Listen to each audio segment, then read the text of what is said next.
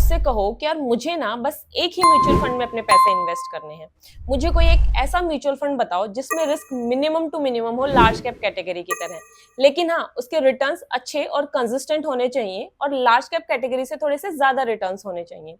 तो मैं आपको कहूंगी कि आपके लिए फ्लेक्सी कैप म्यूचुअल फंड सबसे बेस्ट चॉइस है। आज की इस वीडियो में मैं 30 फ्लेक्सी कैप म्यूचुअल फंड्स को आपस में कंपेयर करूंगी और फिर एंड में हम अपने लिए एक वो सबसे best flexi cap mutual fund select करेंगे जो आपके पैसे को 2, 4, 6 गुना नहीं बल्कि 10 गुना तक बढ़ा सकता है। अब पहले मैं आप सबको एक बार ये बता देती हूँ कि इस वीडियो में मैंने क्या क्या पॉइंट्स कवर किए हैं। सबसे पहले हम ये समझेंगे कि फ्लेक्सी कैप म्यूचुअल फंड्स क्या होते हैं। उसके बाद नेक्स्ट पॉइंट में हम देखेंगे कि फ्लेक्सी कैप म्यूचुअल फंड्स किन लोगों के लिए ज्यादा सुटेबल हैं। उसके बाद नेक्स्ट पॉइंट में हम 30 फ्लेक्सी कैप म्यूचुअल फंड्स को आपस में कंपेयर करेंगे। इन सभी 30 फंड्स को मैंने इनके 1 ईयर, 3 ईयर और 5 ईयर रिटर्न्स के बेसिस पर प्लस इनके रोलिंग रिटर्न्स के बेसिस पर देन इनका AUM, expense ratio, alpha, beta, standard deviation, इन सभी फैक्टर्स को कंसीडर करते हुए मैंने इन फंड्स को कंपेयर किया है और फिर एंड में हम अपने लिए best flexi cap mutual fund को सिलेक्ट करेंगे। तो शुरू करते हैं हमारे फर्स्ट पॉइंट से कि भाई फ्लेक्सी कैप म्यूचुअल फंड्स क्या होते हैं। फ्लेक्सी कैप म्यूचुअल फंड एक ऐसा फंड है जिसमें कम से कम 65% पैसा स्टॉक्स में इन्वेस्ट किया जाता है और बाकी का बचा हुआ 35% पैसा फंड मैनेजर जहां चाहे वहां इन्वेस्ट कर सकता है, स्टॉक्स में, डेट्स में, बॉन्ड्स में, गोल्ड में या कहीं भी जहां उसका मन है। लेकिन हाँ, कंडीशन सिर्फ एक है कि मिनिमम 65% अमाउंट स्टॉक्स में इन्वेस्ट होना ही चाहिए। इस कैटेगरी में फंड मैनेजर को खुली छूट मिलती है कि वो जिस भी कंपनी के स्टॉक्स में इन्वेस्ट करना चाहे वहां पैसा इन्वेस्ट कर सकता है। इसलिए ही इस कैटेगरी का नाम फ्लेक्सी कैप म्यूचुअल फंड पड़ा कि भाई फंड मैनेजर को फुल फ्लेक्सिबिलिटी है। अगर उसे लगता है कि लार्ज कैप कंपनीज ज्यादा ग्रो करेंगी आगे चलकर तो वो वहां मैक्सिमम अमाउंट अपना इन्वेस्ट कर सकता है, और अगर उसे लगता है कि भाई मिड कैप या फिर स्मॉल कैप कंपनीज ज्यादा ग्रो करेंगी फ्यूचर में तो वहां मैक्सिमम अमाउंट इन्वेस्ट किया जा सकता है। इसलिए इस कैटेगरी में फंड मैनेजर का रोल बहुत बड़ा है और एक अच्छे फंड मैनेजर का होना बहुत इंपॉर्टेंट है। अब चलते हैं हमारी वीडियो के नेक्स्ट पॉइंट पर कि भाई किसको फ्लेक्सी कैप म्यूचुअल फंड्स में इन्वेस्ट करना चाहिए।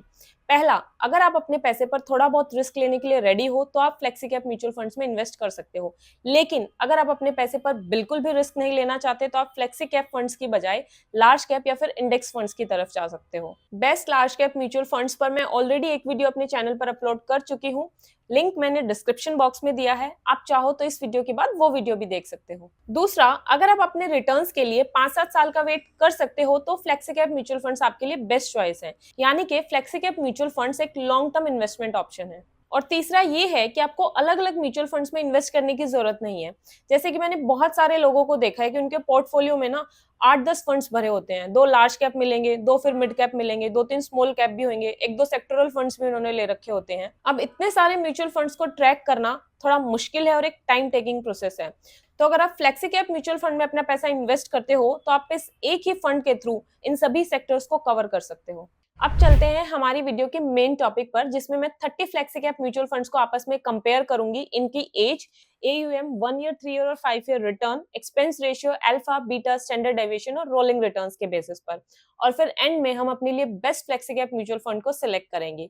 जो भी वीक म्यूचुअल फंड्स होंगे हर एक फैक्टर के बेसिस पर हम उनको रेड मार्क करते जाएंगे और उनको अपनी इस लिस्ट से एलिमिनेट करते जाएंगे और फिर एंड में हमारे लिए बचेगा हमारा best flexi cap mutual fund.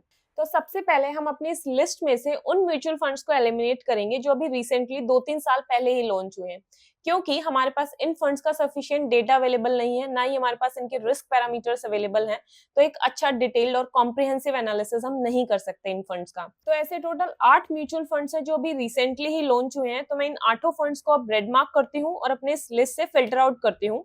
तो अब हमारे पास बचते हैं टोटल 22 म्यूचुअल फंड्स। अब इस लिस्ट में से मैं उन फंड्स को एलिमिनेट करूंगी जिनका एयूएम 1000 करोड़ से कम है, क्योंकि एक्सपर्ट्स के अकॉर्डिंग ऐसे फंड्स में हमें कल को फ्यूचर में लिक्विडिटी इश्यूज आ सकते हैं। तो हमारे इस लिस्ट में 3 ऐसे फंड्स हैं जिनका एयूएम 1000 करोड़ से कम है, तो मैं इन तीनों फंड्स को रेड मार्क करती हूँ और अपने इस लिस्ट से डिलीट करती हूँ। तो अब हमारे पास बचते हैं टोटल 19 फंड्स। अब इस लिस्ट में से मैं उन फंड्स को एलिमिनेट करूंगी जो पिछले 3 सालों से कॉन्टिन्यूअसली अपने बेंचमार्क निफ्टी 500 के रिटर्न्स को भी बीट नहीं कर पाए हैं। निफ्टी 500 का पिछले 3 साल का एवरेज रिटर्न रहा है 17%। तो हमारे इस लिस्ट में टोटल 11 फंड्स ऐसे हैं जो इस बेंचमार्क को बीट नहीं कर पाए हैं, तो मैं इन 11 फंड्स को रेड मार्क करती हूँ और अपने इस लिस्ट से एलिमिनेट करती हूँ।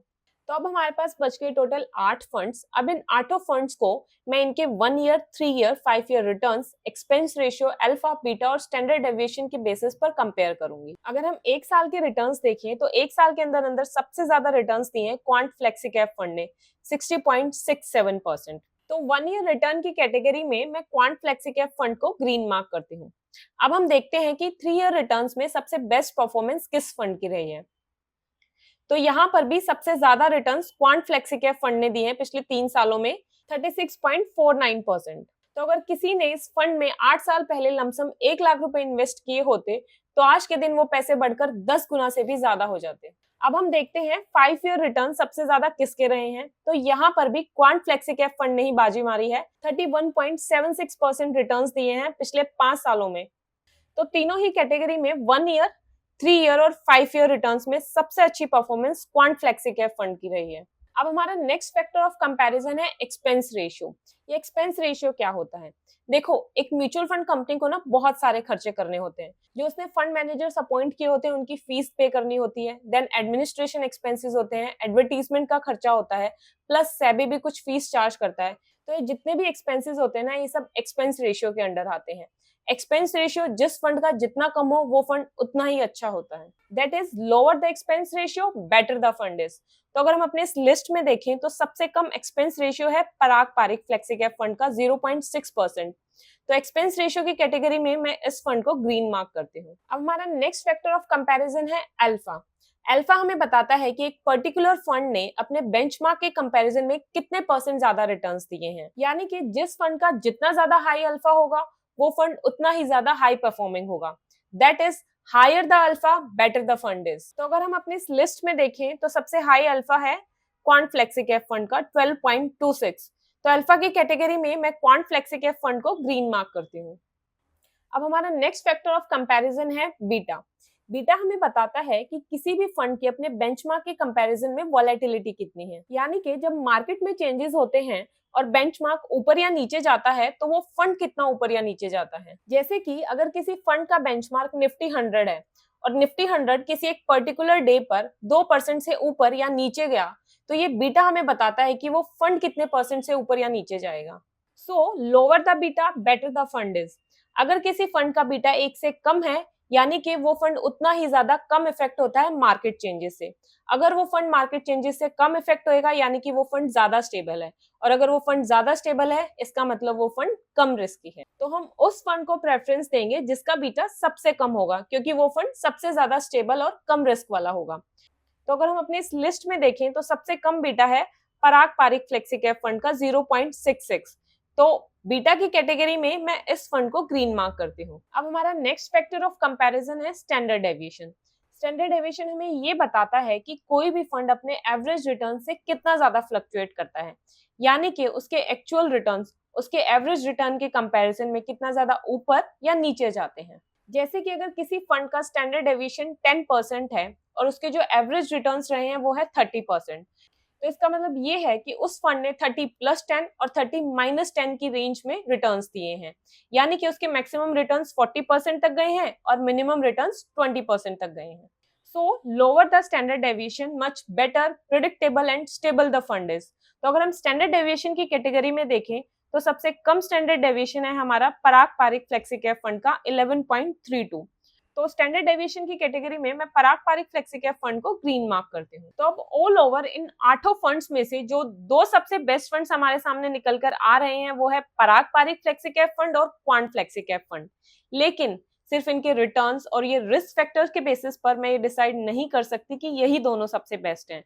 तो मैंने इनके लास्ट 3 इयर्स के रोलिंग रिटर्न्स को भी कंसिडर किया है। तो अगर हम लास्ट 3 इयर्स के रोलिंग रिटर्न्स देखें तो सबसे हाईएस्ट रहे हैं हमारे क्वांट फ्लेक्सिकैप फंड के 32.22% और सेकंड हाईएस्ट रिटर्न्स रहे हैं पराग पारिक के 24.94%।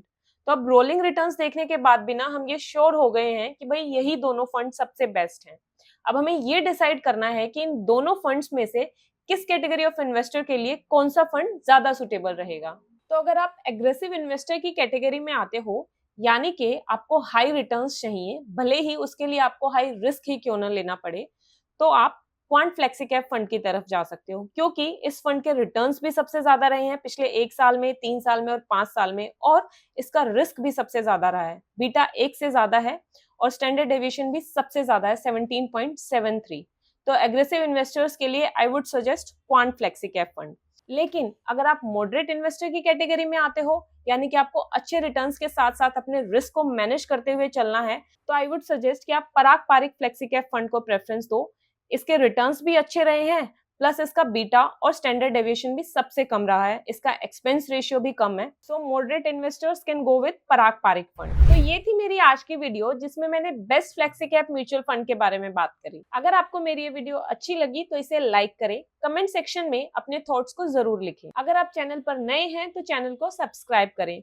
मिलते हैं अगली वीडियो में। Thank you so much for watching.